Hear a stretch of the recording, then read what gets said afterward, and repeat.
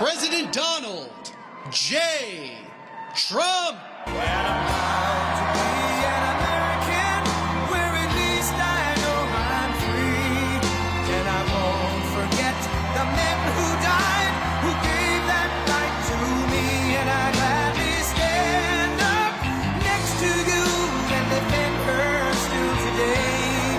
'Cause there ain't no doubt I love this land. God bless the USA.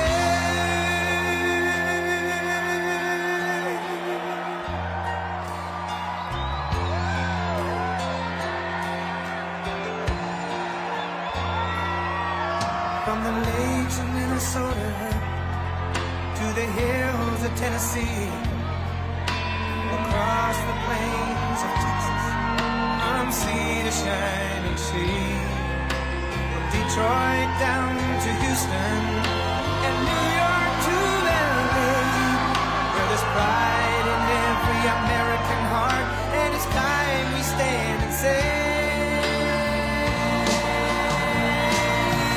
that I'm proud to be an American, where at least I know I'm free.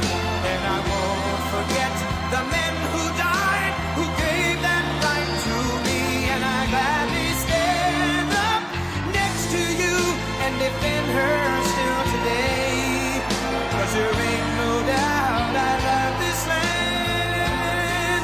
God bless the USA.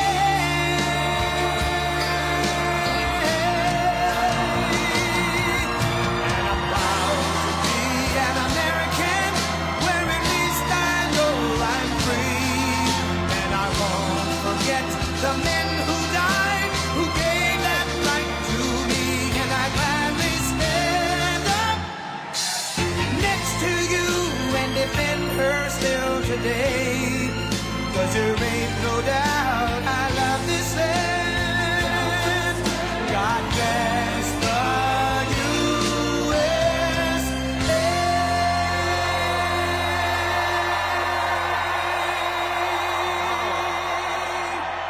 Whoa.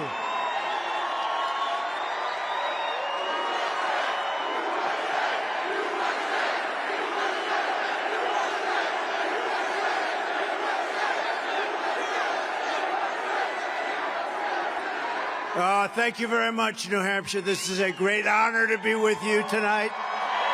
We've got plenty of time.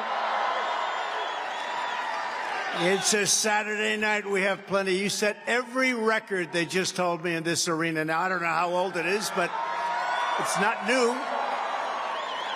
And you got a lot of people outside. Thank you very much. And I'm thrilled to be here and really the home of a very special group of people. First in the nation. Thank you very much, President Trump. No, I kept you first in the nation, and some other people didn't. They didn't even show up for the election. You know who I'm talking about. Let's see how an unknown congressman, nobody ever heard of this guy, let's see how he does. He might beat Biden. Wouldn't that be nice if he... I think that Democrats should vote for the congressman just to send a signal, you don't abandon us like that. Nobody going to abandon New Hampshire. Nobody going to abandon New Hampshire. He just picked up a lot of votes, by the way. Since 2016, you and I have been in this battle side by side, taking on the entire corrupt system in Washington like no one else has ever done before. Nobody else has done what we've done. The Washington swamp has done everything in its power to take away your voice, but this Tuesday, it is finally going to turn you away. Your voice is going to be given back. You had a voice just 3 years ago. And I believe that New Hampshire is going to speak very loudly and clearly. With your vote, you are going to send a message straight to crooked Joe Biden, the worst president in the history of our country. Biden and his radical thugs have weaponized the DOJ and his protectors and the fake news media right back, and look at all of them. Whoa! Fake news. The fake news 3 days from now, we're going to win New Hampshire, and then we're going to defeat crooked Joe Biden, and we are going to make America great again.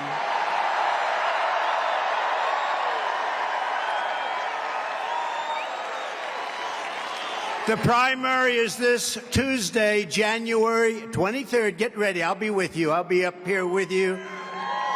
I'll be with you. You know, we just got back from Iowa. It was cold, 40 degrees below zero. Would you say that's cold? That makes this look like a warm place, right? But it was always cold, but everybody turned out, and we won. In the history of the caucus, nobody's ever gotten a number like we got. We broke the record, just like they broke it tonight. And I have the same feeling right here. Frankly, I have the same feeling all over the country. This country has such great people. So you need to get every patriot you know and turn them out to vote in record numbers. We have to not win, we have to win by a lot, because we have to send a signal in November that we're coming. We're coming. And if you need any information, all you have to do is go to nh.DonaldJTrump, did you ever hear of him? .com. Okay? You'll get all that information, so get out and vote. This is a big deal. The whole world is watching now in New Hampshire. Last week I said that, place called Iowa. Great. Now I'm saying it, the whole world is watching you. We took care of them and we're taking care of you. But now is the time for the Republican Party to unify. We have to unify because we have very important business ahead of us. We have to get together and we have to do what we have to do. You know, we're the party of common sense. You know that, right? We're the party of common sense. Instead of wasting hundreds of millions of dollars attacking Trump, we need to come together and focus all of our energy and resources on defeating crooked Joe Biden. We have to do it. We have to get him out. He is a threat to democracy. He really is. He's a threat to democracy. And we have to get him out. You know why he's a threat to democracy, right? A couple of reasons. But you know the first reason? He's grossly incompetent. It's true. We'll end up in a world war because of this guy. The bombs roar. Look at the Middle East now again. Here we go again. The bombs are being dropped all over the place. They have no idea what they're doing. The Secretary of Defense is missing in action. And then they find him. You know how he's running the war? Laptop from his stomach, laying in a hospital bed. Can't do that. Same people that gave us Afghanistan, that removal, the worst removal, the worst, I think the most embarrassing event in the history of our country. Those are the people that are running these wars. Nobody ever gets fired. I fired Comey. I fired a lot of people. In fact, people said I fired so many people. When somebody's bad, you got to fire them. Here's a guy, they don't win wars, they don't do anything right, and nobody ever gets fired. I guess they know too much.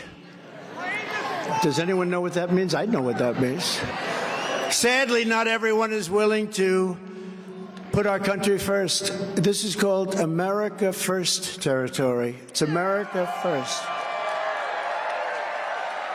So here in New Hampshire, Nikki Haley, I know her well.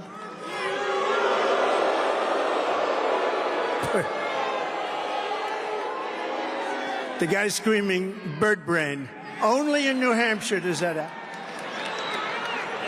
But she's made an unholy alliance with the rhinos, the never-Trumpers, Americans for no prosperity, globalists, the radical left communists, and they want to get liberals and Biden supporters. That's what they want. And, you know, you have a governor here that allows Democrats to vote in the Republican primary. What's that all about? Your governor... And, you know, he'll be coming, and he'll be calling me after the election. Sir, I just want to congratulate you very much. This guy allows independents, many of whom are Democrats, independents and Democrats to vote in the Republican primary. What the hell is that all about? But despite that, we're going to win by very big numbers. In Iowa, nearly 50% of Haley's voters, think of this, with the vote that we had just a week ago. She came in last, by the way. She came in third. And Vivek did great, and he just endorsed us. You know that, right? Good man. He's got a lot to say, Vivek. And he says it fast. He's a good man. He endorsed us wholeheartedly, and we agree on so many different things. But think of this number. 50% of Haley's voters said they were voting for Joe Biden in November. What the hell kind of a Republican candidate is that? And you're going to see in a couple of minutes, we're going to bring up the governor, a fantastic governor from South Carolina, but almost every politician from South Carolina is endorsing me. How do you do that when she was the governor? And it was just reported that Nikki Haley, state director in New Hampshire, this is a very bad one. Listen carefully. Tyler Clark. Did anyone ever hear of him? He was a lobbyist for the 1630 Fund, which is managed by Arabella Advisors, which is the largest Democrat dark money network in the country and considered public enemy #1. That's who's managing her campaign. Does that tell you something, perhaps? The 1630 Fund and the larger Arabella Fund, you know who that is? It's a network, and they're giving her a lot of money because they want her to win, because they don't want to run. Hey, look, they lost in 2016, and they lost even bigger in 2020, okay? And they don't want to do it again. They want to run against Nikki. And you've seen the polls. We're the only one that beats Biden, not because Biden's good, because he's terrible, but they have an automatic 38%. Automatic. I don't want to go what group, because I actually think we're going to get a lot of union votes. Okay, that's good. But they have groups of people that automatically. So if you're this podium, you get 38%. And he's polling right now at 34. That's very hard to do. You can't, now we have to do it like in 2016. We ran the entire East Coast. We ran the Midwest. We ran everything, and we won. That was a surprise. They said, we'll never let that happen again. They don't want to let that happen again. And they'll cheat, and they'll do whatever they have to do. And the biggest thing we have to do, we cannot let them cheat on election period. We used to call it election day. It should be back to election day, but we have to say election period. They spent more than $400 million in 2020 trying to defeat me and to elect crooked Joe Biden, with all those lockboxes, you know, with all those tapes, watching the lockboxes, and then the judges don't want to do anything about it.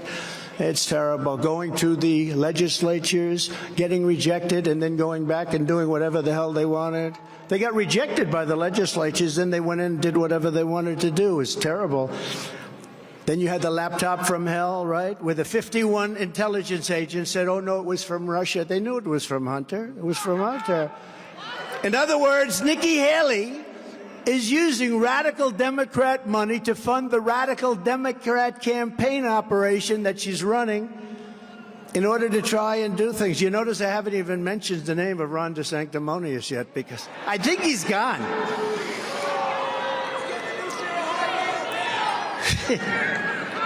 You didn't say that. No, he does not wear high heels, okay? He does not wear high heels. All right, maybe he does. Guy screams out he's got a new pair of high heels. You can't do that. It's not polite. Don't do that. I'll have to admonish you.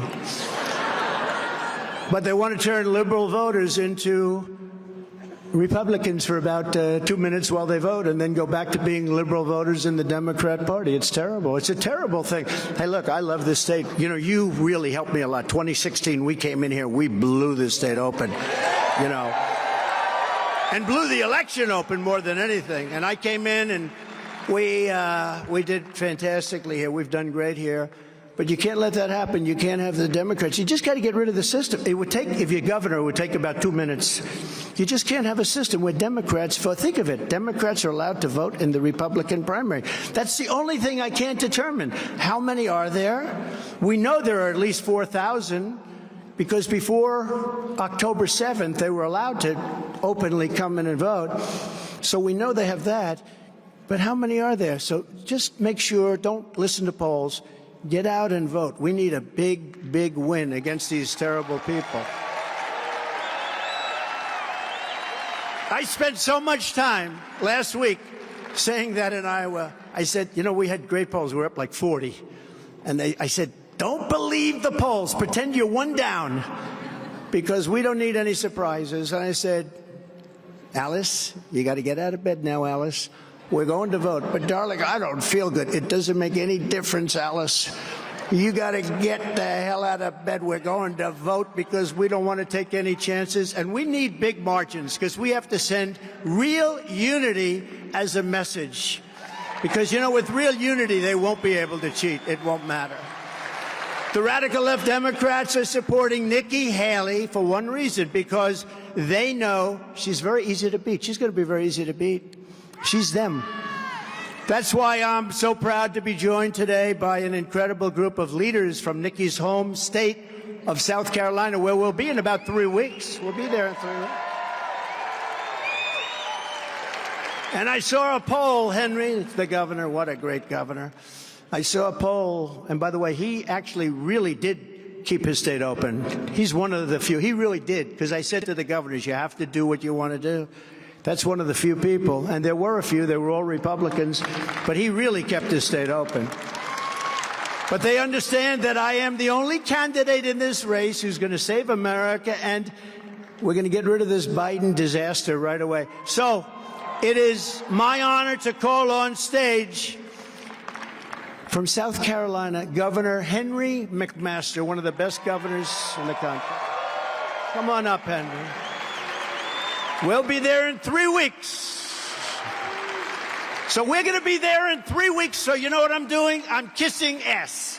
I'm kissing ass. Lieutenant Governor Pamela Evett. She's fantastic. Pamela. Attorney General Alan Wilson. Just won a very big case, by the way. Big case, Alan. South Carolina House Speaker Merle Smith. I love that name. South Carolina Treasurer Curtis Loftus. Thank you very much. Thank you, Curtis.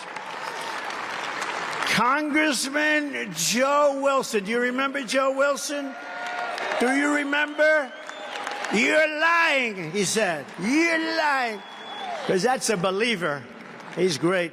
That made him very popular, actually. It caused a little turmoil, but it made him very popular. He's great. Congressman William Timmons. William, thank you. And a friend of mine, an incredible political figure. He's really taken politics by storm, Congressman Russell Fry. Hey, Russell, I'm going to ask you, if you would, wherever the hell you are, to say a couple of words, and then a couple of others. And we're going to get this done real quick, but we have to be really good to South Carolina because we have to win big. We're only up in the last poll by 60 points, 6-0. That's pretty good. She was the governor, and we're up by 60. So, Russell, why don't you start? Go ahead. Thank you, Russell. Hello, New Hampshire. How we doing? Man. Joe Biden heard that from his basement in Delaware, I think. That was so loud. It is an honor to be here in New Hampshire. I got to tell you, the first time that I ever stood on stage with President Trump was 2 years ago in South Carolina. It was 20 degrees. That was pretty cold. Not like New Hampshire cold, but cold. And what was amazing to me is we stood there and thousands of people, much like today, came out to support Donald Trump again for President of the United States. Are y'all ready for Donald Trump?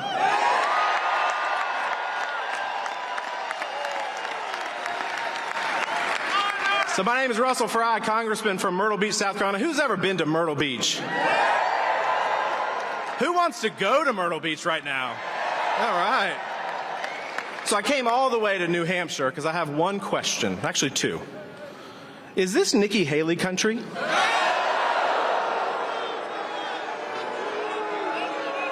Or is this Donald Trump country?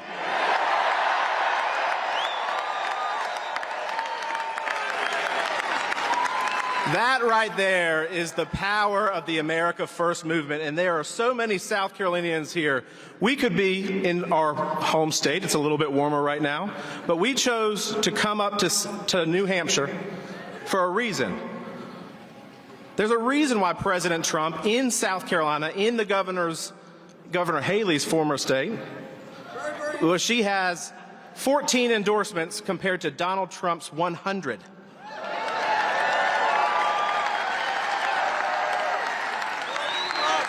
So, do we want somebody who's controlled by the big donors and the Wall Street special interests?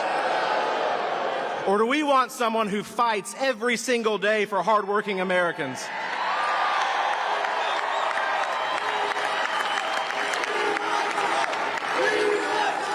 Do we want somebody who flip-flops on every position?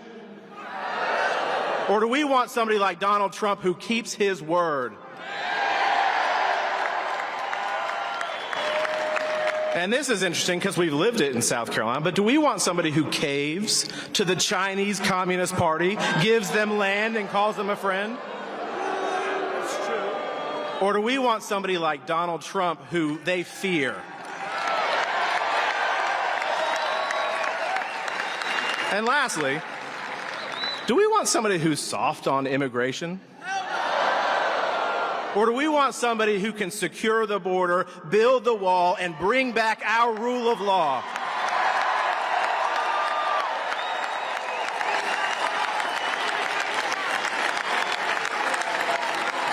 Well, Mr. President, I think the choice is pretty clear with this crowd. They want Donald Trump back in the White House.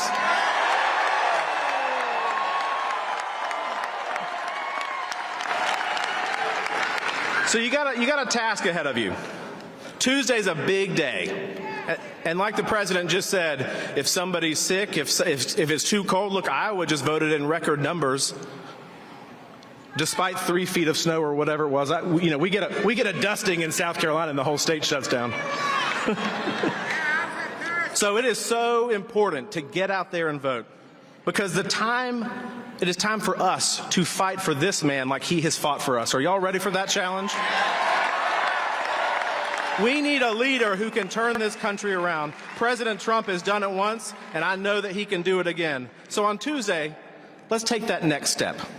The next step to retire the mumbling, bumbling, mentally deluded occupant of the White House out and put this man back in as the 47th President of the United States.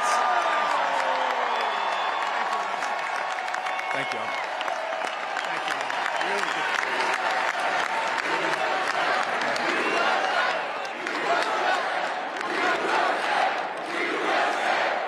Way to go, New Hampshire!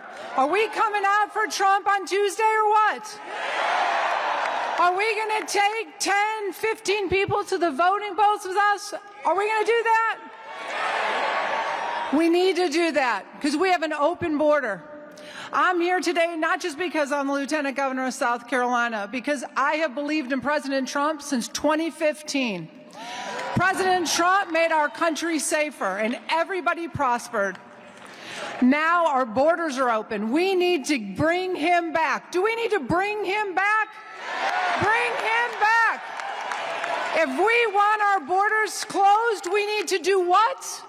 Bring him back. If we want to become energy independent again, what are we going to do? If we want to make sure that we take care of our veterans, our seniors, and our law enforcement, what are we going to do? You know, everybody likes to talk about Donald Trump's policies and they want to take credit for them. But when this man was born, God broke the mold. And you cannot have President Trump policies without President Trump. Thank you so much, New Hampshire. Let's close this on Tuesday.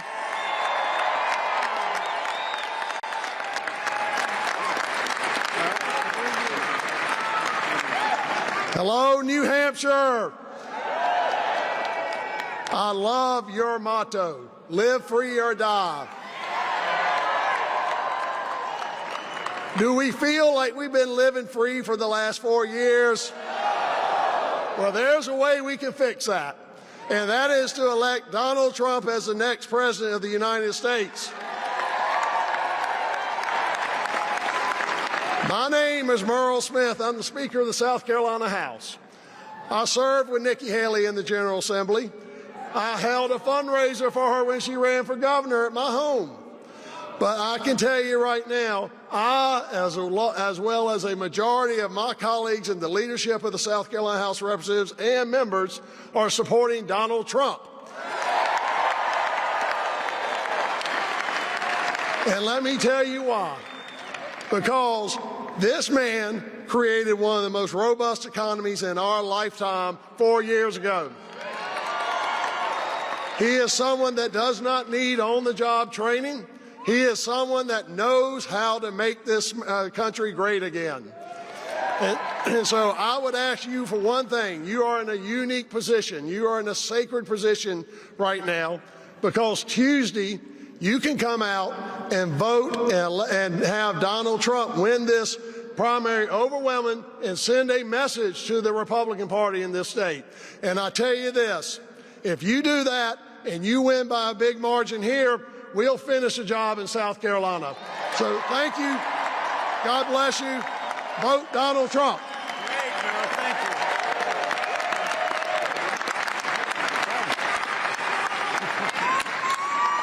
All right, y'all. I'm the last one of us that's going to speak. I'll be very brief. Y'all know what the plural of y'all is? All y'all.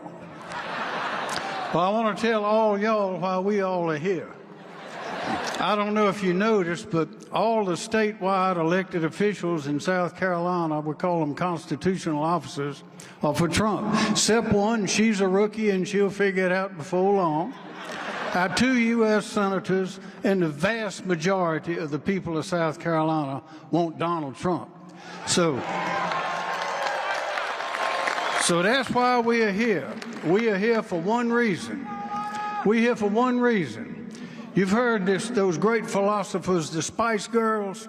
Tell us what you want, what you really, really want. Well, that's what we're here to do, to tell you what we in South Carolina want, what we really, really want. And there he is, right there. I got more. He's short. All right, I got four short reasons. We want Donald Trump. Why? To protect our borders, return the illegals, and build a wall. That's reason number one. Reason number two, get the woke out of our military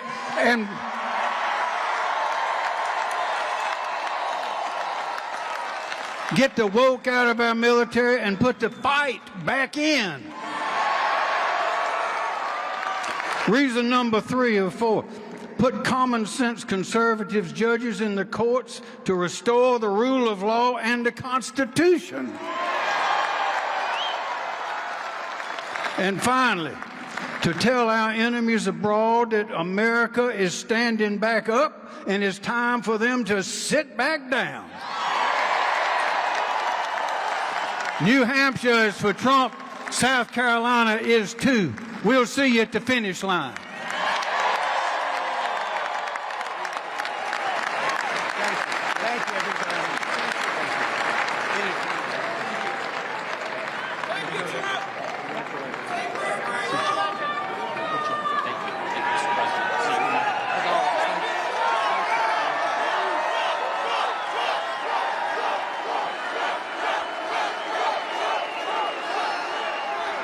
Well, thank you very much, South Carolina Governor. Thank you very much. Very popular group of people, I'll tell you. They've done a fantastic job. And again, we're going to be there in 3 weeks. That's why I did that. Don't tell them, but that's why I did that. It's a big, very political state. They have a lot to say about things, and we love them. And we have almost everybody supporting us there, which is quite a tribute when you have somebody running who was the governor.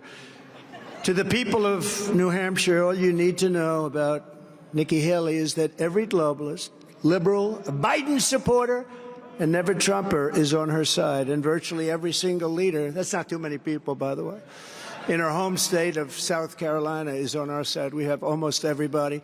And I can say that for Texas. I can say that for Michigan. We just had a great poll today from Michigan. We're up 11 points.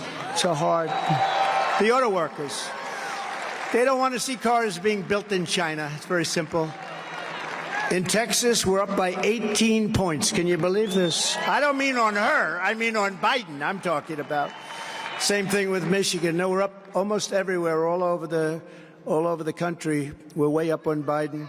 And we're going to keep it that way because I actually think it's going to get worse. I think we've never had more danger in our country than we have right now. We have a serious danger of going into a World War III. And We think the election is going to be close. It's 10 months, a little more than 10 months. That's a long time. These guys can screw things up very, very rapidly. And you see it starting already. You see it starting. There's conflict all over the world. Remember, Israel would have never happened. Ukraine would have never happened. You wouldn't have had inflation. China wouldn't be talking about Taiwan. But here are just a few of the toxic positions that make Nikki and Ron DeSanctimonious completely unelectable. Haley said she wants to raise the Social Security retirement age to match life expectancy, which means that she wants it to go up to about 77. Is everybody happy with that? It's not going to happen with us. 10 years before you collect 1 penny of benefits, you've worked your entire life. Can't do that to people.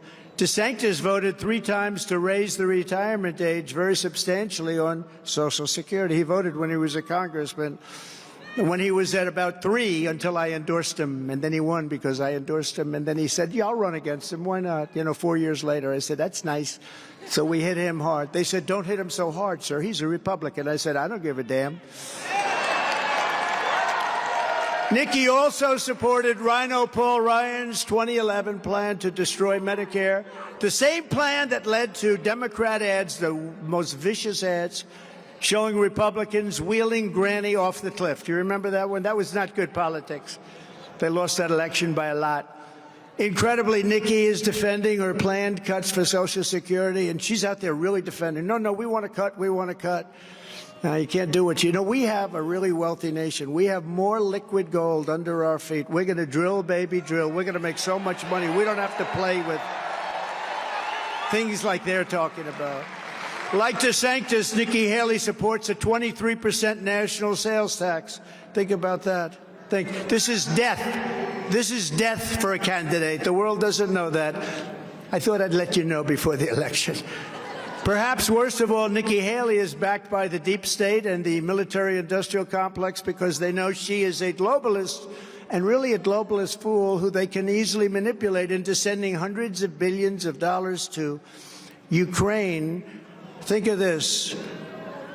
We have sent over $200 billion to Ukraine, and Europe, our European friends, when you combine them, it's about the same size the economy as the United States. They've spent barely $20 billion, so we're at $200 billion. I think they should make up the difference. Don't you think they should at least equalize? I did that with NATO. We were paying and they weren't. We're defending them and we're paying the bills. And I said, nope, unless they asked me, does this mean that if Russia attacks us, you will not defend us? I said, are you paid up? Well, let's say we're not, then I'm not defending you. And the money came pouring in. The money came pouring in. So our borders remain wide open. We had the safest, best borders in history 3 years ago. Now we have the worst borders anywhere in the world. I don't believe there's ever been borders like this.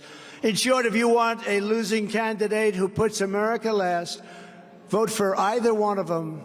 Nikki Haley or Ron DeSantis. The other day, I think it was NBC, they're interviewing him, a straight interview, but they can't do a straight. NBC's one of the worst, but they can't. But it was sort of straight.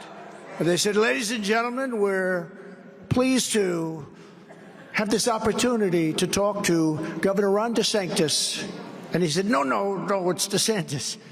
That's good branding. When you can get it so they can't even get his name right. And that's just the abbreviation of DeSanctimonious, right? But if you want a president, and I think he's going to be out pretty quick based on what I'm hearing, based on what I'm looking at. You don't have to hear it. You have to look at things go polls. And she's going to be out pretty quick, too.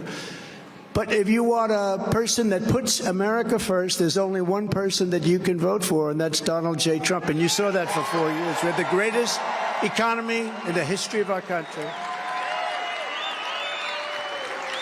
On day one of my new administration, I will seal the border and I will shut down the invasion of millions of people that are coming through into our country. 3 years ago, we had the most secure border in U.S. history. We built 561 miles, far more than I said we were going to be able to build. And this is after fighting Mitch McConnell, Paul Ryan, and the Democrats. Sometimes you wonder who was worse. You know what I did? I took it out of the military. I said, listen, this is an invasion. I'm taking it out of the military because with Congress, it's like, unless you're a Democrat, they suck a lot of money out of Republicans that vote wrong. We got to be very, very careful with that. Very, very careful. But I took it right out of the military. We built it, and we built like nobody's ever. You know the wall the way it looks, right? That's exactly what they wanted. Border Patrol. Brandon Judd, phenomenal person. You take a look at, do you ever hear of Tom Homan? Is he Central Casting? He said, President Trump, both of them, everybody said it, the greatest president in history for the border. We had that thing so good. All Biden had to do is stay on the beach. Just stay on the beach. But he broke it all up. But we built the border wall. We got Mexico to give us 28,000 soldiers free of charge. Thank you very much, Mexico. I love the president. He's a great guy.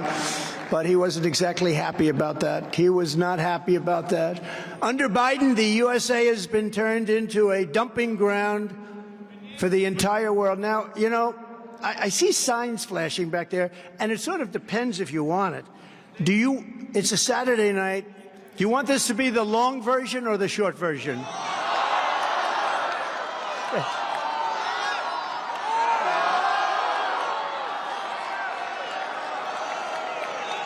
Do you want to hear the snake? Because it's very, do you want to hear? All right. Sadly, this is emblematic of what's going on in our country. At the border, this was an old song that I revised a lot for purposes of saving our country, frankly. And it has to do with the border. Think of it as the border. Think of it as the people that we're letting in because they're coming in from jails and prisons. They're coming in from mental institutions, insane asylums. They're emptying out into the United States. We're like a dumping ground. Terrorists are coming into our country. And I think this is very emblematic of what's happening. Sad. Sad. People love it, but it's sad. But it gives you what is going on.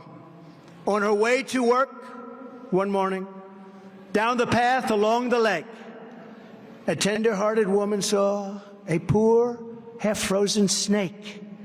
His pretty colored skin had been all frosted with the dew. Poor thing, she cried. I'll take you in, and I'll take care of you. Take me in, O tender woman, take me in for heaven's sake. Take me in, O tender woman, cried the vicious snake.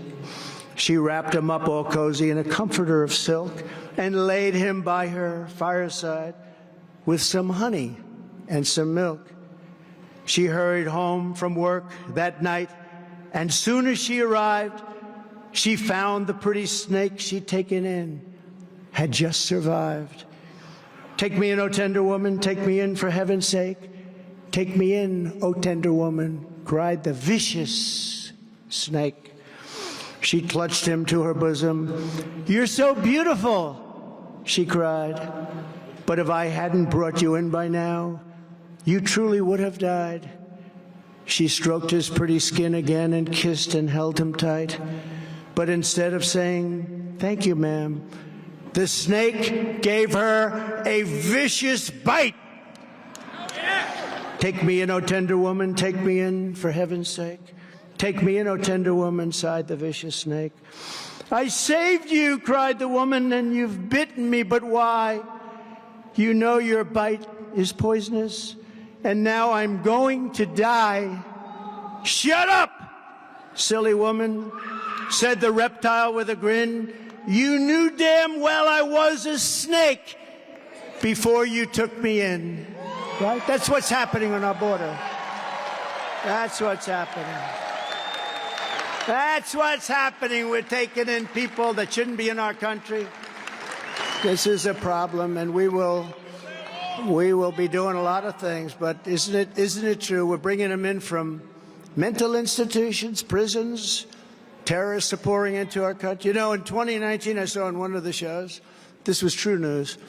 In 2019, they had no terrorists reported at all coming in because we had a anti-terror clause, and it was actually upheld in the United States Supreme Court. We have 3 great new justices, and we have some very good justices on the court.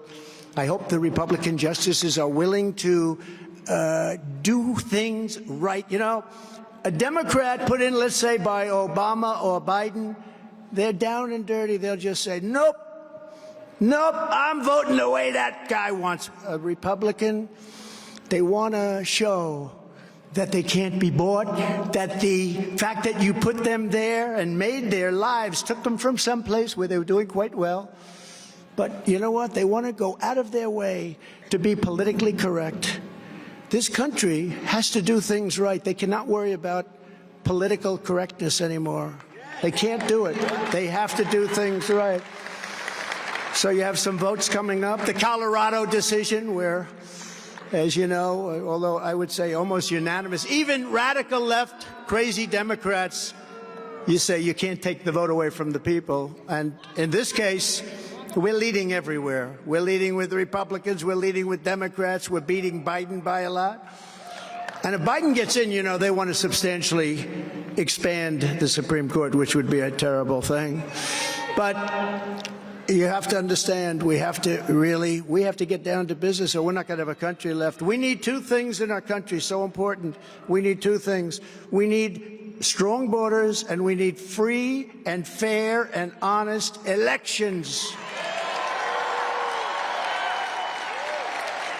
The other vote they're taking is going to be on immunity for the president. And this isn't just me. This is all presidents. They have to be given immunity. Otherwise, they're going to be unable to act. Anything they do, if it goes wrong, even if it goes right, the opposing party, and you see that now, where you have these people, they're crazy. They're absolutely, the opposing party will indict them for anything they do. So a president has to be given immunity. And this has nothing to do with me. This has to do with every single president. As an example, when Biden gets out, I mean, has that guy got a list you could go after? But you have to give a president immunity. Otherwise, take a look at Harry Truman. He wouldn't have done, if you think Hiroshima, not exactly a nice act, but it did end the Second World War, probably. Right? Nagasaki, he wouldn't be doing that. He said, I don't want to do that because my opponents will indict me. You have to give a president full and total immunity. And, you know, I liken it to a little bit police. You have to give them back their authority and their power because our country is crime-ridden. And when you do that, you're going to have a rogue cop. You're going to have a bad apple somewhere along the line. Very, very few, surprisingly few, but you're going to have some. And what they're doing is they're trying to protect so much against that crime is rampant all over the place. And, you know, the police are incredible, and the firemen and everyone else, but they're incredible. These are incredible people, and they want to do their job, and they're not allowed to do it. Just like the Border Patrol wants to do their job. They're not allowed. They're under orders. You'll lose your house. You'll lose everything you have. You'll lose your family, your wife, family, husband, family. You're going to lose everything if you do it, if you act. When they see people walking out of the stores carrying televisions, don't do it, don't touch them, don't do anything. We have to go back to being a country of law and order. Have to do it. And you will have, very seldom, but you will have the rogue, we call it the rogue cop, the bad apple, and perhaps you'll have that also with president. But there's nothing you can do about that. You're going to have to give the president, you're going to have to allow a president, any president, to have immunity so that that president can act and do what he feels and what his group of advisors feel is the absolute right thing. Otherwise, you're going to have presidents that are totally impotent, and we've had enough of them already. We've had enough of them already. So having immunity is so important, and I hope the Supreme Court has the courage to do that, because otherwise you're just not going to be in a very strong position very long. It'll totally change our country, in my opinion. That's how bad it would be. Upon taking office, I will terminate every open border policy that Biden and the Biden administration put on and begin the largest deportation operation in American history. To stop the deadly drugs that are poisoning and pouring into our country, poisoning our people, I will deploy the U.S. Navy. We are going to impose, and we had this, you know, we were at a 38-year low for drugs coming in, too, not just people coming in for drugs. And now we're 9 times more. Drugs are just pouring in. We fought that hard. We spent millions of dollars on equipment that could detect. You know what the best detection, though, is? A certain type of German Shepherd. You can spend millions of dollars on drug detecting equipment, and it's not as good as a great certain type of German Shepherd. Like, they're flawless. Can you imagine dogs? We all love dogs, right? It's a great thing. But the Navy's going to impose a full fentanyl blockade on the waters of our region because it comes from every different way. And I had a deal with President Xi of China. And when the election turned out the way it turned out, we got more votes than any sitting president in history, and we lost by a whisker. Bullshit, okay? Bullshit. You know, we got more votes. We got more votes, Henry, than any president in the history of our country. Any president. And bad things happen. But President Xi and I had an agreement. He was going to give the maximum penalty to anybody making fentanyl in China and sending it over here. That means the death penalty, because they have the death penalty. That's why they don't have any drug problem. In China, they have the death penalty. Singapore, other places. Where you have the death penalty, you have no drug problem. It's a very simple thing. So I don't know that our country is ready for it. But each drug dealer kills on average 500 people during his or her lifetime. And I know what it is because I have so many friends. And even if you lose somebody without that, just lose somebody. We had it this last week. I lost my mother-in-law, and she passed away, peacefully passed away. It's a very hard thing to take. But think of what happens when you lose a child or anybody to fentanyl. It's a horrible thing. And we had it just about set, and when that was going to go into existence, and then when these guys came, they didn't care about that. They didn't know about it. They didn't want to bother with it. That would have been one of the most important things we did. I'll get it done again. President Xi will do it again. I guarantee you that. The drug cartels are waging war on America, and we will destroy those cartels. We have to destroy. You know, it's war. I believe we're losing 300,000. Not, you know, they say 91,000. That's not 91,000. 300,000 people a year, I believe, are lost to drugs pouring into our country. That's worse than a war, okay? That's worse than a war. So we have a war going on. And I will use Title 42, which I had. In fact, the judge in that case was fantastic. He said to they wanted to terminate it early. The judge wouldn't let him do it. He said, no, wait a minute. Do you know what's going to happen to our country if we do that? Title 42. And he said, no, but it expires. You can wait. But if you don't extend it, it would be terrible. But I'm not going to give you the right to terminate it. He was fantastic, actually. He understood. But Title 42 to end the child trafficking crisis by returning all trafficked children to their families and their home countries immediately. Nikki Haley will never secure the border or stop the fentanyl that is killing thousands and thousands of New Hampshire citizens. You know, I took tours with your police force and your fire force. And a big part of what they do in New Hampshire, I don't know what it is with New Hampshire, but you probably have per capita the worst drug situation in the entire country. Why don't you try getting a new governor? That would help, okay?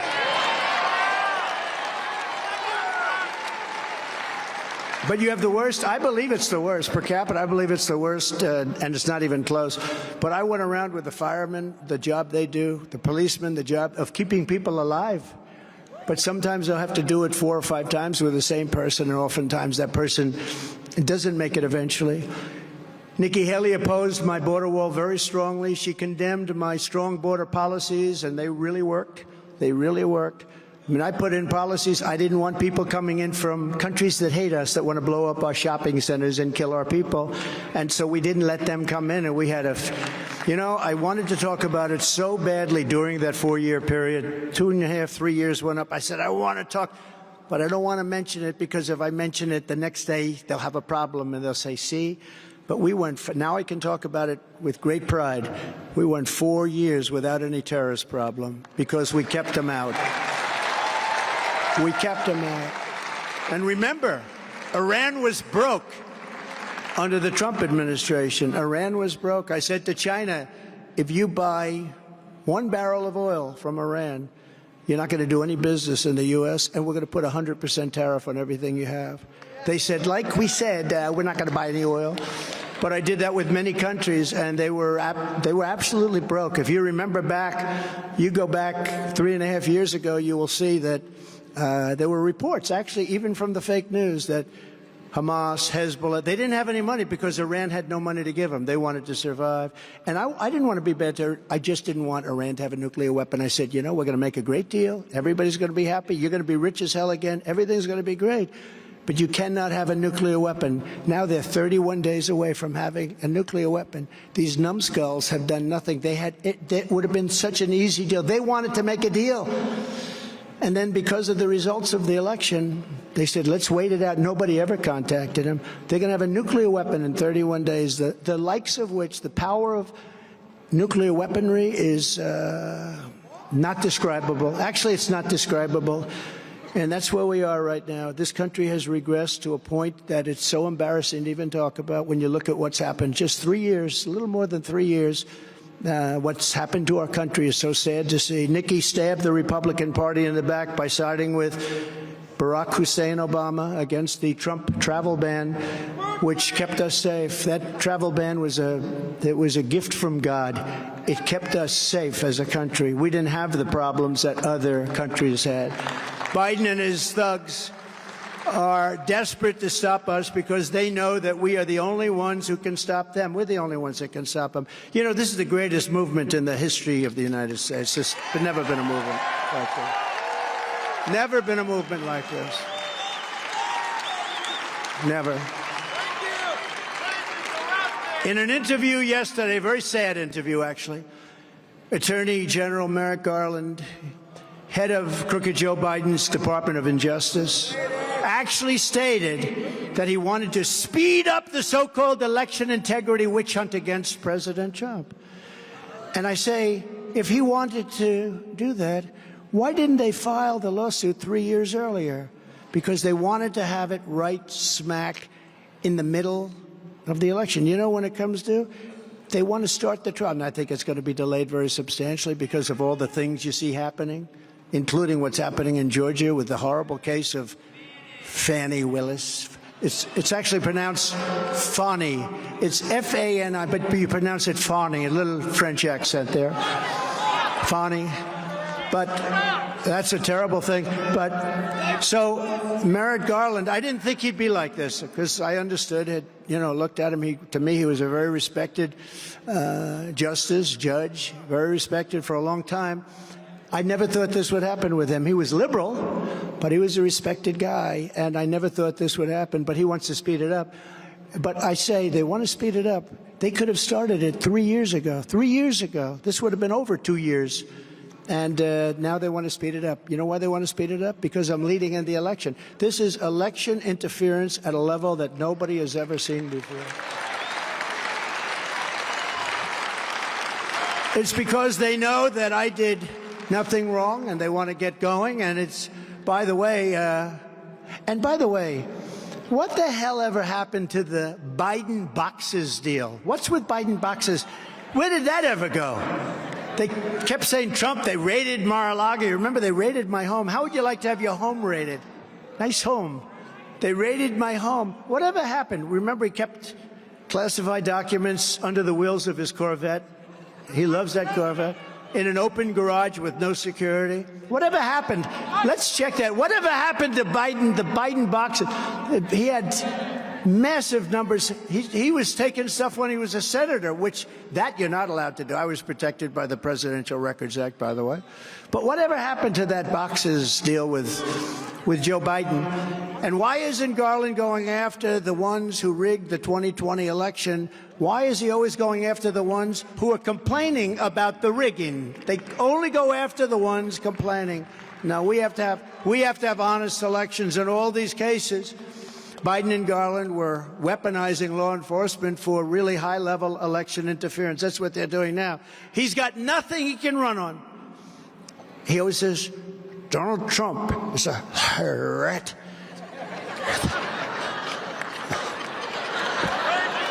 He's a threat to democracy. That's right. That's right. MAGA. We've got to stop MAGA. What does MAGA mean, Joe? Make America great again. We got to stop Make America Great. Think of it. We've got to stop Make America Great again. But I don't do too much imitation of him because every time I do it, every single time, they have it on television. like fake NBC, fake CBS, fake ABC, not to mention CNN, MSDNC, and Fox. But every time I do it, if I imitate them, they show me Donald Trump spoke poorly last night. He could hardly say a word. So it's very dangerous. You know, 2 weeks ago, 3 weeks ago, I hardly do it anymore. Maybe I'll do it for New Hampshire. I'm desperate to get your vote. I'm desperate to get your vote. Maybe I'll do it. But I don't do it because what they do is, if I'm sarcastic or like a lot of times I'll say, and President Obama is doing a lousy job, meaning that Obama's running the show. They'll say, Donald Trump doesn't know who our president is. No. Because cognitively, you know, I don't know if you saw, but a few months ago, I took a cognitive test. My doctor gave me. I said, give me a cognitive test just so we can, you know, because you know what the standards were. And I aced it. I also took one when I was in the White House. No, I'll let you know when I go bad. I really think I'll be able to tell you, because someday we go bad. But, you know, I've had, and they always say, like Haley, she talks about, yeah, we don't need 80-year-old. Well, I don't mind being 80, but I'm 77. That's a big difference. Big difference. But I have one friend who became a very rich man, became a billionaire. His whole life he didn't do well. He was in a certain business, didn't do well. He turned 80. He made $1 billion between the age of 80 and 90. He made all his money from 80 to 90. They always like to mention age. It's not age. Different people, different strokes, right? But what it is, think of that. He made all of his money. I know people that are 90. I know one person, 94 years old, a phenomenal. His mind is as sharp as it's ever been. I feel my mind is stronger now than it was 25 years ago. Is that possible? I really do. Now, Biden can't say that. Look, you know he can't say that. You know he can't say that. You know there's something going on. But when I imitated, so a few weeks ago, I imitated, because as you know, he can never find the stairs. You know how many stairs? 1, 2. We have 2 on the side. 3, 4, and there's one back here, and then there's an emergency. So you got like 6 or 7. This is not a big platform. So I imitated it, and everybody had a great time. You know the way he finishes the speech? The speeches usually last about 2 minutes, yeah? That's right. Thank you. 2 or 3 minutes. They're not long. This is not Winston Churchill. He used to speak for never have so few done so much for so many. You know what that was about? The Spitfire. He was a slightly good speaker. But this isn't Winston Churchill. But they last very, very short periods of time because the energy runs low. You know, it's got something going on there. The key with him is to get him going for a long period of time. Let's see how it looks. But when he leaves, you ever notice he always points? He goes, thank you. He always goes, like the Heisman Trophy. And then, but he leaves. And so they had a wall. We'll pretend that's a wall back there, but they had a wall. I don't think there's a stair in the back, so he would find that area instead of. But you know what? So there's a wall. And I imitated him going to the wall. And everybody cracked up. We were all having a good time. And the fake news said Donald Trump was embarrassed tonight. He couldn't find his way off the stage. Can you believe? No. They are the most dishonest people. You know the thing where we talked about a dictator. Donald Trump wants to be a dictator. So Sean Hannity, who's a fantastic guy, by the way. Sean Hannity, I did a town hall with him 2 weeks ago. And he said, all right, let's put this to rest. He thought he was doing me a favor. And I wanted to be cute. I always got to be cute. He said, you don't want to be a dictator or anything, do you? I said, Sean, I only want to be a dictator for one day. And I'm going to be a dictator, Sean, for one day. And I'm going to close up the border, and I'm going to drill, baby, drill. And after that, I'm not going to become a dictator. Right? So here's what the fake news does. It's so horrible. So I said, I want to be a dictator for one day. And then if you go on just like 10 seconds, it says the 2 things, right? We're going to have a great border. We're going to drill, baby, drill, those 2 things. We're going to have energy. We're going to make so much money. We're not going to have to worry about your Social Security. So I said those two things. I said, I'm going to be a dictator, and they cut it. So all over television said, Donald Trump wants to be a dictator. Listen to it. I'm going to be a dictator, cut. Now that's really, and it said for one day, and I did also finish and said, and then after that, I'm not going to be a dictator ever again. So we were having fun, and they've got me saying I want to be a dictator. These are sick people, I'm telling you. We have to straighten out our free press. But Joe Biden is a threat to democracy for a number of reasons. Take a look at what he's doing with weaponization. What he's doing with the weaponization that we just discussed is terrible. But he's a threat for another reason, very big. He's grossly incompetent. That's the biggest threat that we have to democracy. We're going to end up in World War III with this guy running things. And you know, it's interesting. Until I got indicted, I never talked this way about him. You probably know. Until I got, who is this? Is he a friend? You can get him out of here. Get out of here. Get out of here. Go ahead, you can throw him out.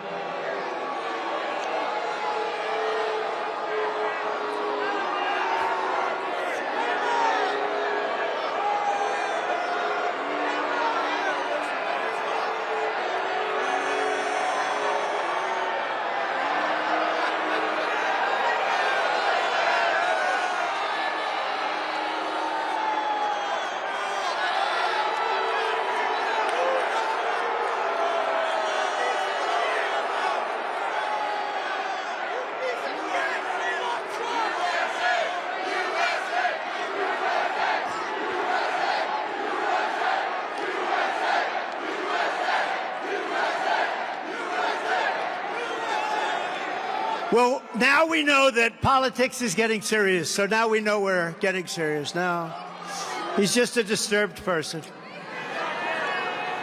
Remember that used to happen all the time? People used to call for it. Where is that? We want it back. But no, probably we're really now into political season, and that is happening. It's happening. And the people in this room know what, and he probably knows too. And a lot of those guys, by the way, are paid by Soros and these people. You know that. They're troublemakers.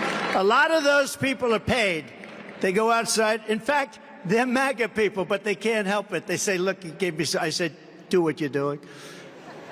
This is only happening, all of this, because all of the weaponization, because we're leading so much in the polls, especially if you look, we're leading her by a lot. Ron is probably finished. He's probably finished, sad. May he rest in peace.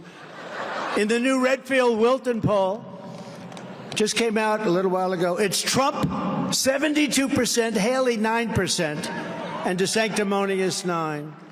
But that's why you have to get out and vote, though. We have to keep those margins. In Nevada, we're going to be there next week. You know what we're going to get in Nevada? 100% of the vote. 100. You know why? They looked at the polls and they decided we're not going to play there. So next week is Nevada, a great state, and DeSanctimonious just announced he's pulling out of Nevada. In South Carolina, you just saw all of the leaders, just about everybody. We have almost everybody. Respected pollster, very respected guy. Tony Fabrizio, have you ever heard of him? He's Italian by persuasion, I think. But you know, he's a great pollster. John McLaughlin, great pollster. He has some great pollsters. Tony Fabrizio has it here. 64, think of it. Trump at 64%, Haley at 25%, Ron DeSantis. What the hell happened to him? 8%. We're leading in New Hampshire, but take nothing for granted because polls only matter if you get out and vote. You have to get out and vote. The polls can be so destructive. You know, I used to get polls like in Wisconsin. They said Trump is down 19 points. Washington Post, ABC, Washington Post, ABC Fake News, Washington Post. And they used to go, and they had me down, actually 18 points. Trump is down 8. I said, it can't be. Wisconsin's a great state. I just gave a speech. We had 38,000 people. There's no way I'm down 18 points. And our polls said we were doing well there. I ended up winning that state. And I went to John McLaughlin, the great pollster. I said, how can they say I'm down 18 and I end up winning in the election, winning it?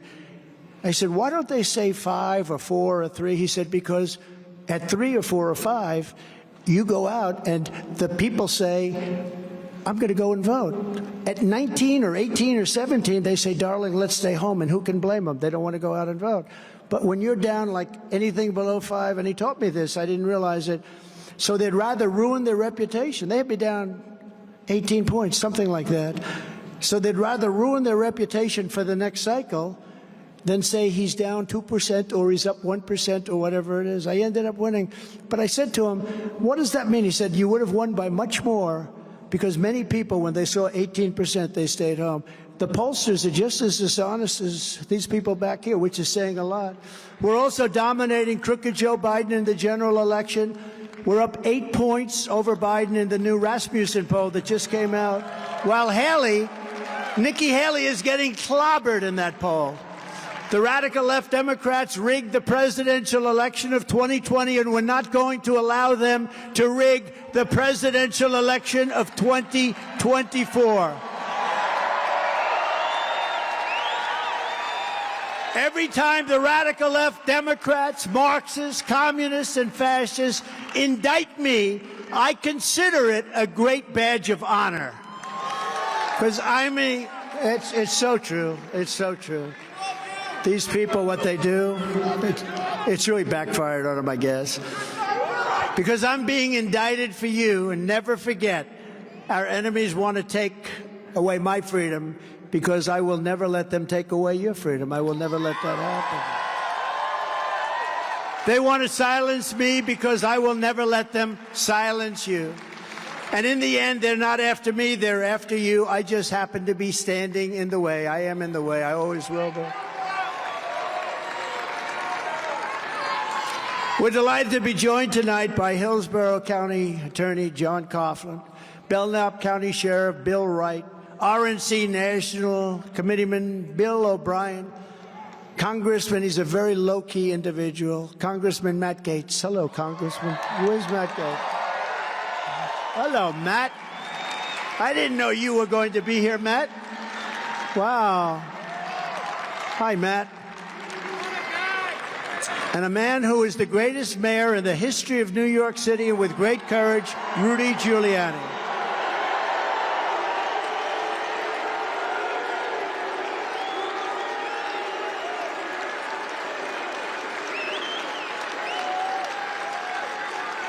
He's a popular guy. I'll tell you, he's the greatest mayor, not even close. From the very first day that we take back the White House from crooked Joe Biden and his band of radical left lunatics, I believe we are going to have 4 of the greatest years in the history of our country. We had the greatest economy in history. Think of all the things we did. Rebuilt the military, biggest tax cuts ever, biggest regulation cuts ever. The next Trump economic boom will begin on November 5th, 2024. That's what's going to happen. And we're going to bring America together through unprecedented success. You know, when we were just prior to COVID coming in, and we did a great job, we got credit for economy, we got credit for military, we got credit for foreign policy, never got the credit that we deserve. We had this horrible scourge coming into our country, all over the world, people dying all over the world. We never got the credit. We did a great job with the ventilators and all of the things we did, but we never got it, and it's just incredible. But 4 incredible years under my leadership, we built the single greatest economy, think of it, in the history of the world. Our country has never been so successful, especially in that period, that long period of time before the China virus came to our shores, with record low unemployment rates for African Americans, Hispanic Americans, Asian Americans, veterans, young people, old people, people with diplomas, people without diplomas, people that went to MIT, like my uncle, who was there for 40 years as a professor, the longest serving professor. Rudy, did you know that? My uncle was at MIT, Dr. John Trump, for 40 years. He's the longest serving professor in the history of him. He had 3 degrees. 1 wasn't good enough for him, but he was great. He was great. My father's brother. Think of it, we had gas prices at $1.87 a gallon, and there was no inflation. We had no inflation. Energy caused inflation. Energy caused inflation.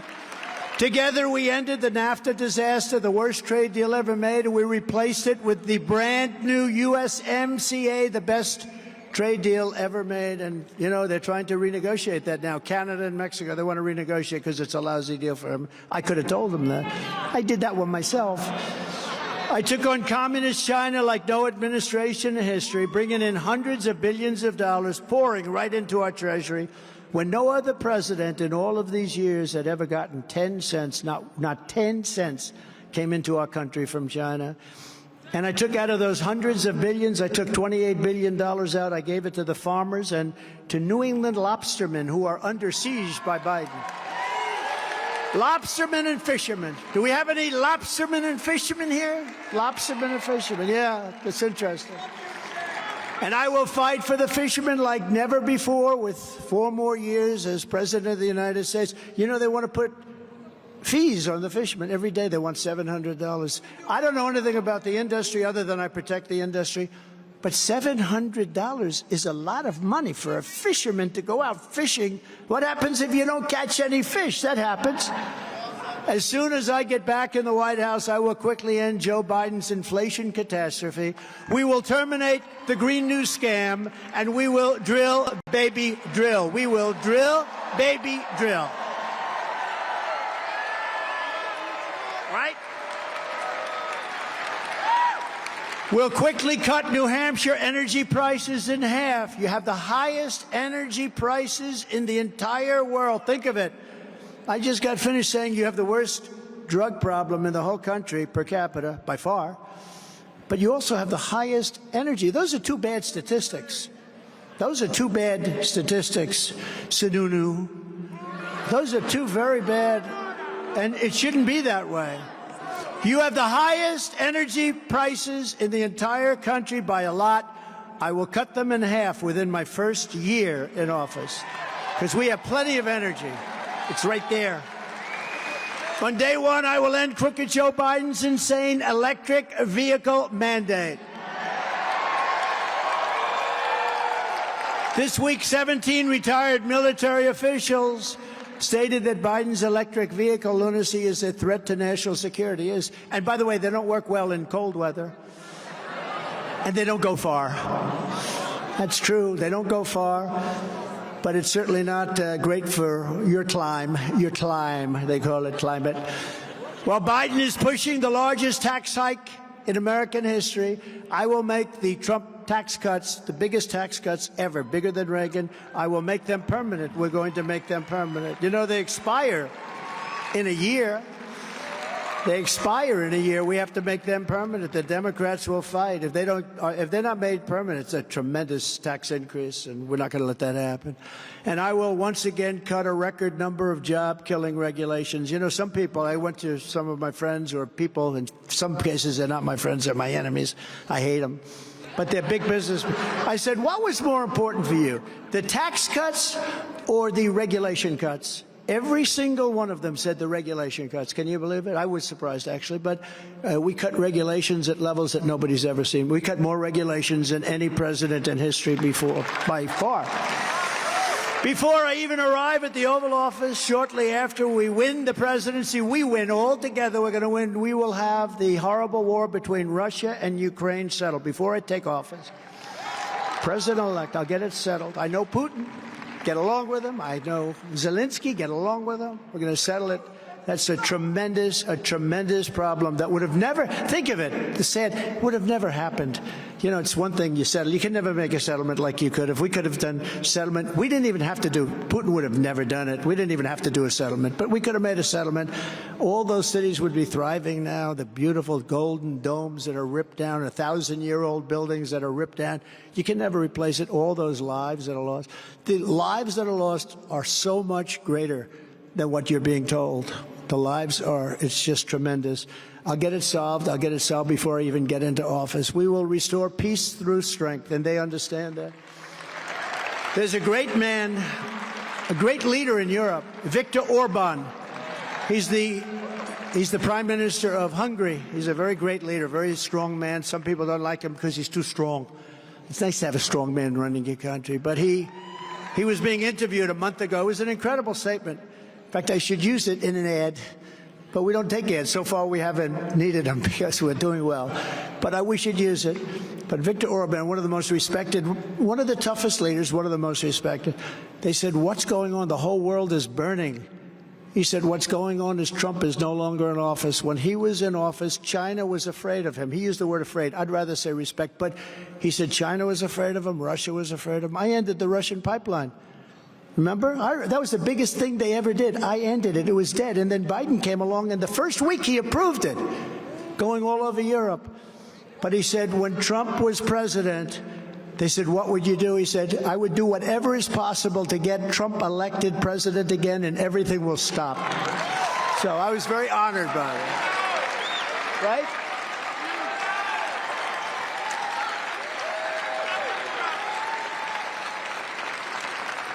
Can I ask a group of ladies, they follow me all over, I don't know what the hell's with their social life or their husbands.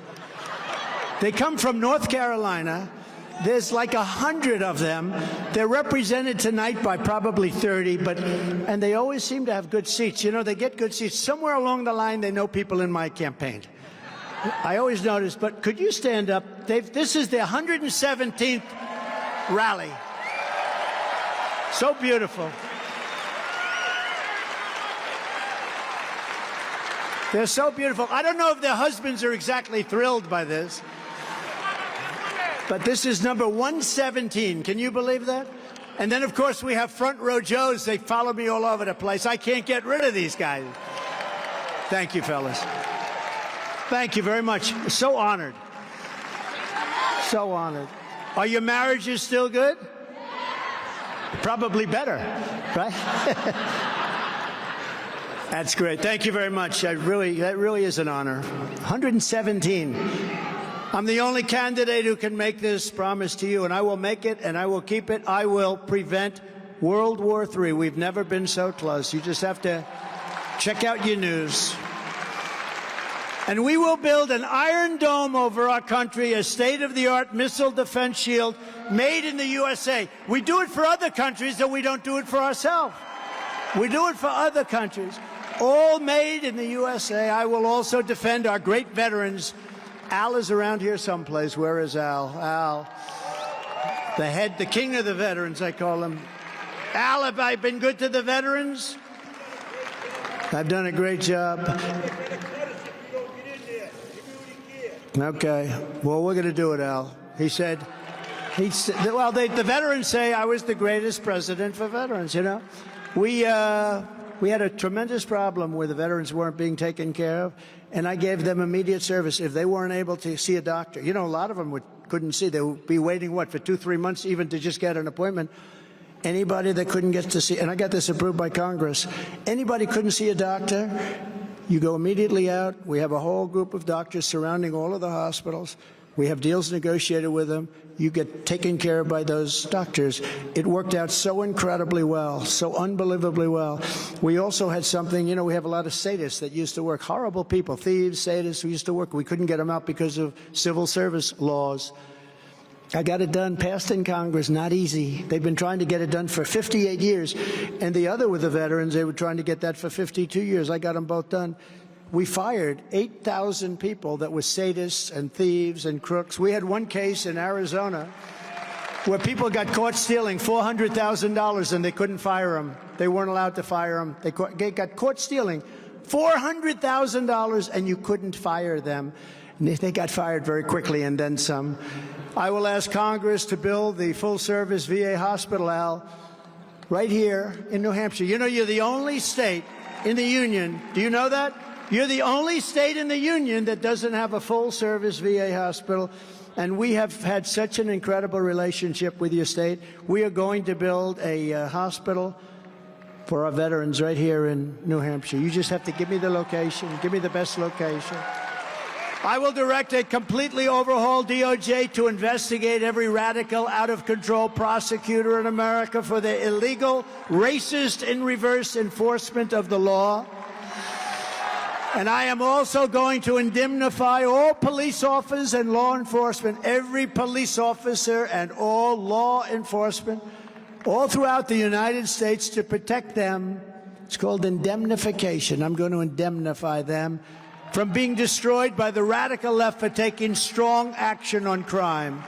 They're told not to touch it, not to stop it. We're going to, and they're afraid to do it.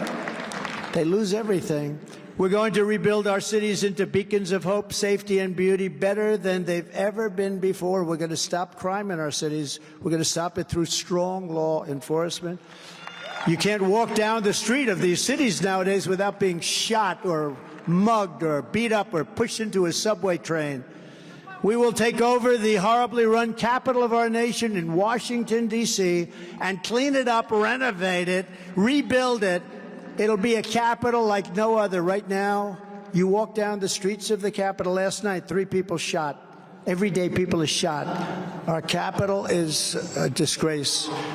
I was there for one of these fake trials the other day, a couple of weeks ago, and I'm driving down a major thoroughfare. Let's not even mention it. And there was so much garbage that we're literally driving over cartons and boxes and cans and beer. I say, what a disgrace. The median in between lanes, you know, the median was all falling down, that crappy steel median that they use in this country for some reason. Somebody does a very good job with getting that contract. Because have you ever seen these things? They put them up and the sun bends it. They look like hell after like 2 weeks. What kind of crap is that? But they're all over the place. And they all know what I'm talking about, too. Somebody did a great job of selling. Whoever the hell it is, they're rich as hell. But we're going to straighten out our cities. We're going to straighten out our cities, and we're going to take over the capital of the United States, and we're going to run it in the federal government. It's going to be run properly and safely. Nobody's going to get shot. And if they do, those people are in big trouble that did it.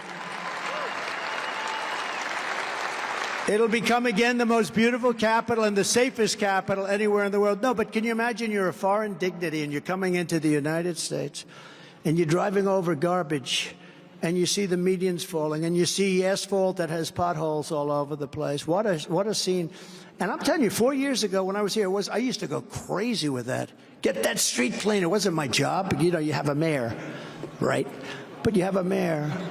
And they're supposed to do it, but we're going to take it over. We're going to federalize it, and we're going to run it in the federal government. It's going to be run properly, really properly and safely. On day one, I will sign a new executive order to cut federal funding for any school pushing critical race theory, transgender insanity, and other inappropriate racial, sexual, or political content onto our children to destroy their lives.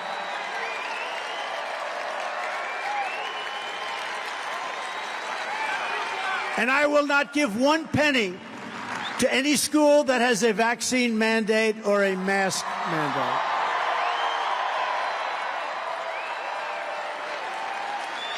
And it's hard to believe that we have to even say this. It's so ridiculous. I will keep men out of women's sports. Totally done. And as I did for 4 years, perfectly, I will fully uphold our great Second Amendment. We have to. We have no choice. And I will never allow the creation of a central bank digital currency. Do you know what that means? It's a big deal. We will protect innocent life, and we will restore free speech again in our country. I will secure our elections, and as I said, our goal will be one-day voting with paper ballots and voter ID. But until then, Republicans must win. We have to win. You have to get out and vote on Tuesday. If you took the 10 worst presidents in the history of the United States and added them up, they would not have done near the destruction to our country as Joe Biden and the Biden administration has done. If you look at what they've done on our border, what they've done to our military, what they've done to everything.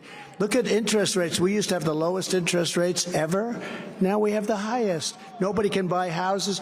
What they've done to this country is incredible, and especially having to do with crime and other such things.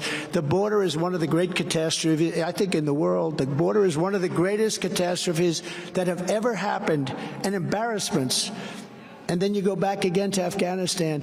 I defeat ISIS totally. They said you couldn't do it. It would take 4 or 5 years. They did it in 3 months, right? General Raisin Cane, right? Do you ever hear that story? Good general. We have some great generals, I'll tell you. You don't see them on television, though. So if you want to save America, then this Tuesday, January 23rd, you must vote for a man named Trump. Did you ever hear of him? And as I said earlier, the details, and just take it down just in case you want some, but we have to get everybody. nh.donaldjtrump.com. So in conclusion, who the hell wants this to end? I don't want it to end. I had a friend, you know, he wanted to become a politician. He's a very successful guy, one of the most successful people. I don't want to get him embarrassed, and he wants to be a politician. I said, what's the problem? Why don't you do it? Just go ahead and do it. You'd be good. You have a lot of money. You've done that. He said, I have one problem. What? He has stage fright. I said, stage fright. That doesn't sound good. If you have stage fright, I told him, if you have stage fright, this is the wrong business for you. But we feel comfortable together, right? You know? People say, how do you do that? You go up for 2 hours and you talk, and I would say 80% without these crazy things, right? But how do you do that? And I say, there's such love in the room. I really mean this. It's easy because there's such love in the room. It's like not that hard to do, believe it or not. I don't know. Thank you. It's true. There's so much love. Together we're taking on some of the most menacing forces and vicious opponents our people have ever seen. We've never seen anything like it. But no matter how hateful and corrupt the communists and criminals we are fighting against may be, you must never forget this nation does not belong to them. This nation belongs to you. This nation belongs to you.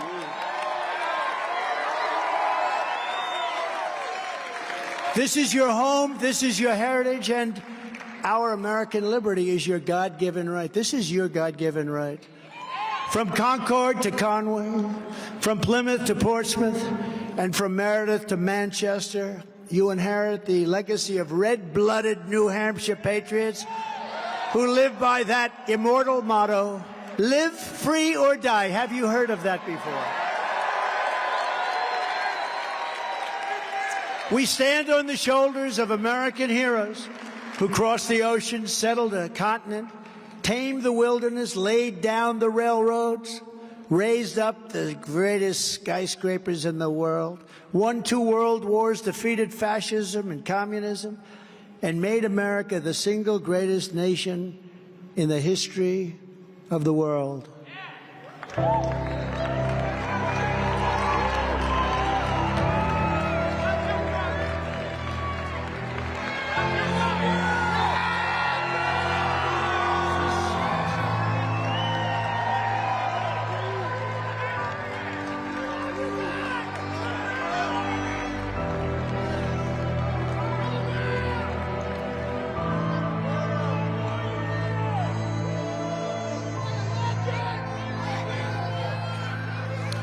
But now, we are a nation in decline. We are a failing nation. We are a nation that has the highest inflation in 50 years, where banks are collapsing and interest rates are skyrocketing. Likewise, we are a nation where energy costs have reached the highest levels in our history, where we are no longer energy independent or energy dominant, as we were just a few short years ago. We are a nation that is begging Venezuela and others for oil. Please, please, please help us, Joe Biden says. Yet we have more liquid gold under our feet than any other country anywhere in the world. We are a nation that just recently heard that Saudi Arabia and Russia will be reducing their oil production while at the same time substantially increasing the price. And we met that threat by announcing that we will no longer be drilling for oil in large areas of Alaska or elsewhere on our land. We are a nation that is consumed by the radical left's Green New Deal, yet everyone knows that the Green New scam is fake and will lead to our destruction.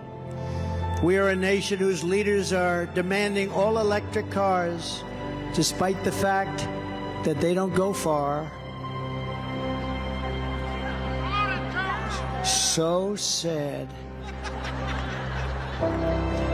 They also cost too much, and whose batteries are produced in China with materials only available in China, when an unlimited amount of gasoline is available inexpensively in the United States, but not available in China.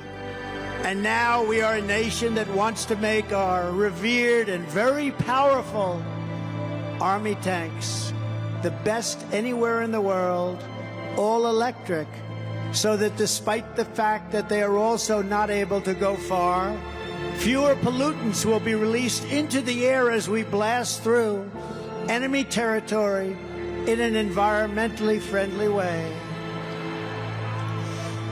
And they also want to make our jet fighters with a green stamp of energy savings, though losing 15% efficiency, but allowing us to keep our enemy's atmosphere clean of emissions as we viciously and unceremoniously attack them at levels never seen before. Who are these people that would do this to us? Who are these people who would ruin our country? We are a nation that ended oil exploration and production in the U.S. just as the price of oil reached an all-time high. What other country would do such a foolish, foolish thing? So self-destructive it is. Can we be energy independent? And again, can we be even energy dominant? Yes, oh yes, and very quickly, says President Trump.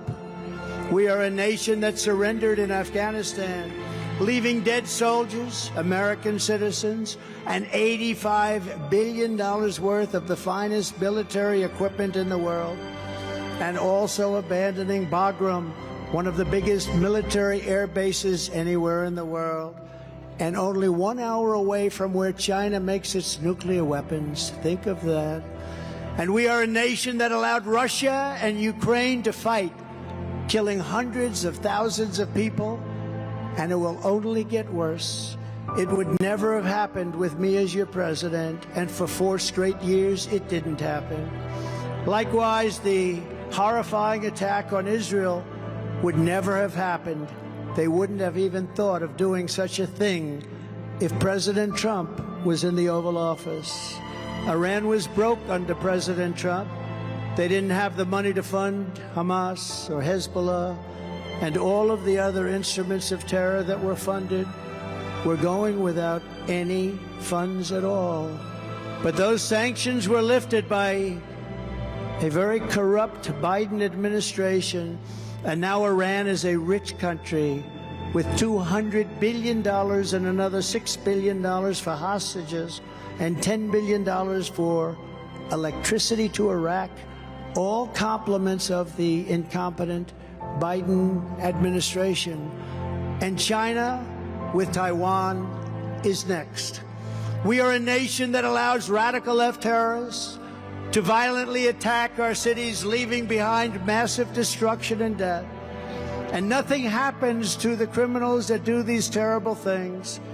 There is no punishment, but when people who love our country protest on January 6th in Washington, D.C., they become hostages unfairly imprisoned for long, long periods of time.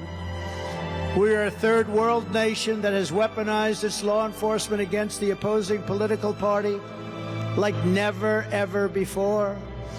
We've got a Federal Bureau of Investigation that won't allow bad election-changing facts to be presented to the public, and which offers $1 million to a writer of fiction about Donald J. Trump to lie and say it was fact.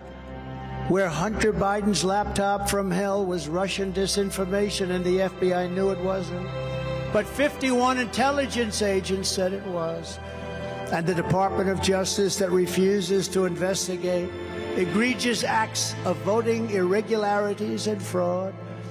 And we have a man who is totally corrupt and the worst president in the history of our country, who is cognitively impaired and in no condition to lead, and is now in charge of dealing with Russia and possible nuclear war, which would be World War III and far more devastating than any of the previous world wars, because the weaponry that no one has even thought about is so devastating, so far beyond anything ever thought before.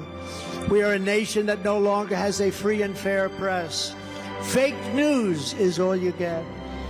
And they are indeed the enemy of the people. They refuse to discuss the Biden crime family, but enjoy covering the false indictments of Donald J. Trump, who has done nothing wrong except win an election that wasn't anticipated by them. We are a nation where free speech is no longer allowed, where crime is rampant and out of control like never before. And we are a nation that is allowing Iran to build a massive nuclear weapon and China to use the trillions and trillions of dollars it has taken from us to build a military to rival our own. And less than 3 years ago, we had Iran, China, Russia, North Korea in check. They respected us. They were afraid of us. They weren't going to do a thing against us, and everyone knows it. And now Russia and China are holding summits to carve up the rest of the world. And perhaps most importantly, we are a nation that is no longer admired, respected, or listened to on the world stage. We are a nation that in many ways has become a joke. And we are a nation that is hostile to liberty, freedom, faith, and even God. We are a nation whose economy is collapsing into a cesspool of ruin, whose supply chain is broken, whose stores are not stocked, whose deliveries are not coming, and whose educational system is ranked at the bottom of every single list. We are a nation that just sold a once great company, United States Steel, to Japan. We are a nation whose stock market continued success is totally contingent on MAGA winning the next election.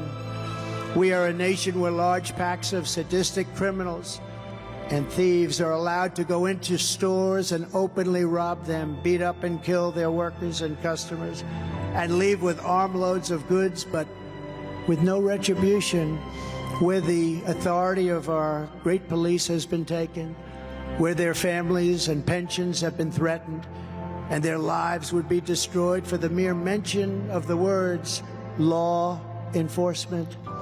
We are a nation where fentanyl and other forms of illegal drugs are easier to get than groceries to feed our beautiful families. We have become a drug-infested, crime-ridden nation, which is incapable of solving even the simplest of problems. We will institute the powerful death penalty for drug dealers, where each dealer is responsible for the death during their lives of over 500 people or more. Mothers will never again be forced to watch their children overdosing and hopelessly dying in the arms of screaming, "What can I do? What can I do? I want my child back." We are a nation whose once revered airports are dirty, crowded mess. You sit and wait for hours and then are notified that the planes won't leave. They have no idea when they will. Where ticket prices have tripled, they don't have the pilots to fly the planes, they don't have the qualified air traffic controllers, and they just don't know what the hell they're doing. We are a nation that screens its citizens viciously at all ports, every single port. But if you're an illegal alien, you're allowed to flow through all gates by the millions and millions and millions. We are a nation that has lost its confidence, its willpower, and its strength. We are a nation that has lost its way, but we are not going to allow this horror to continue. 3 years ago, we were a great nation, and we will soon be a great nation again.